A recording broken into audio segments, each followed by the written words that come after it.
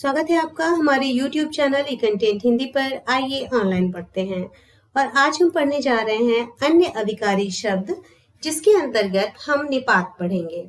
एक आपने इससे पहले वीडियो देखा होगा जिसका लिंक आपको डिस्क्रिप्शन में यहाँ पे फिर मिल जाएगा, जिसमें हमने अव्यय की बात की थी। अव्यय यानी कि अविकारी शब्द, तो उसमें हम कुछ बातें कर चुके हैं। उसके बाद अन्य अविकारी शब्द में हम आज निपात को पढ़ेंगे।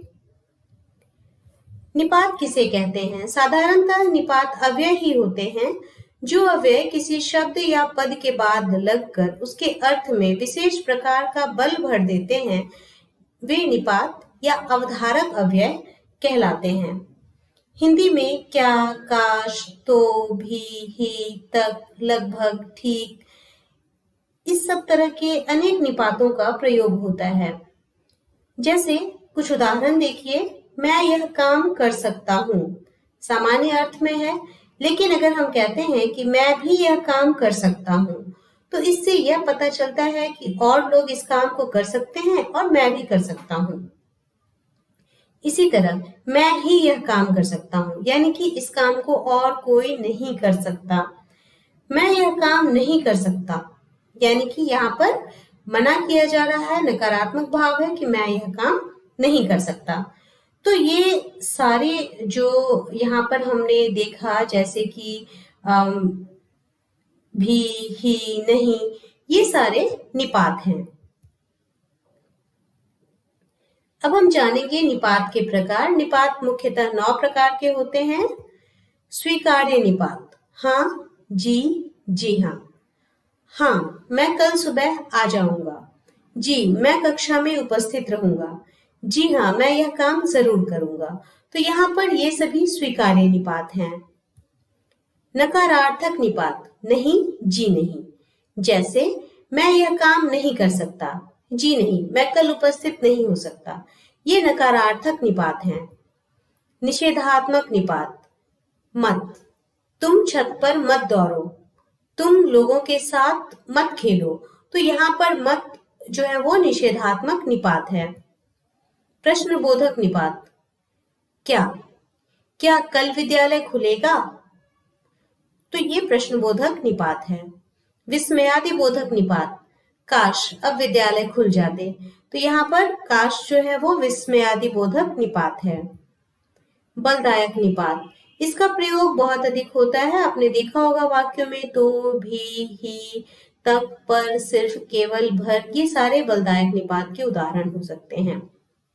जैसे वह रात भर जागती रही, भर बलदायक निपात है।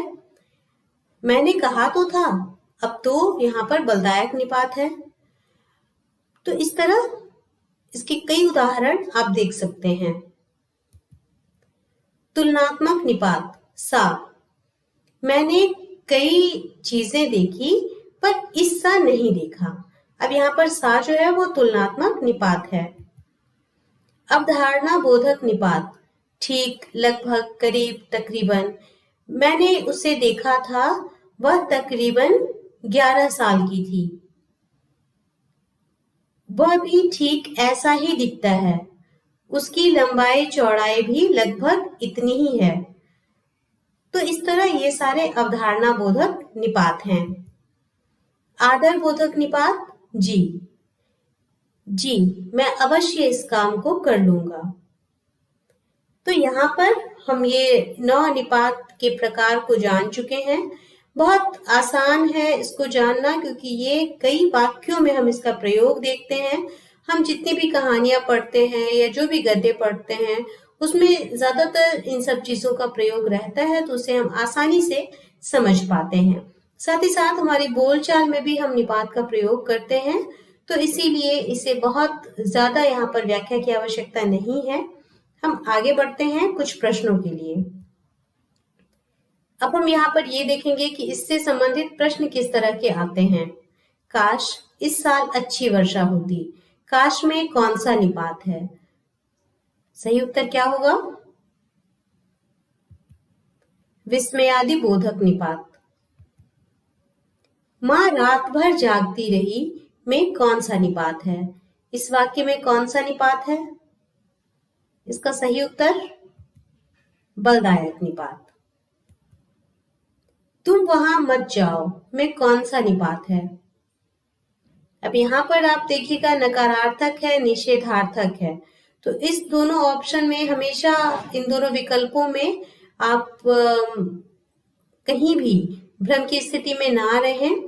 नकारात्मक यानी कि नहीं, निषेधात्मक यानी कि मत। तो इसका सही उत्तर होगा निषेधार्थक।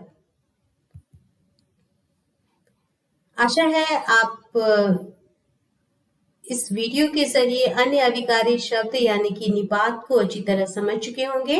इससे संबंधित कोई भी प्रश्न हो तो आप कमेंट बॉक्स में लिख सकते हैं।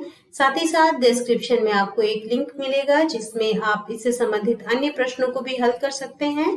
और अव्यय जो इससे पहले का वीडियो है, इसका पहला भाग है, तो वो भी आप देख सकते हैं। धन्यवाद।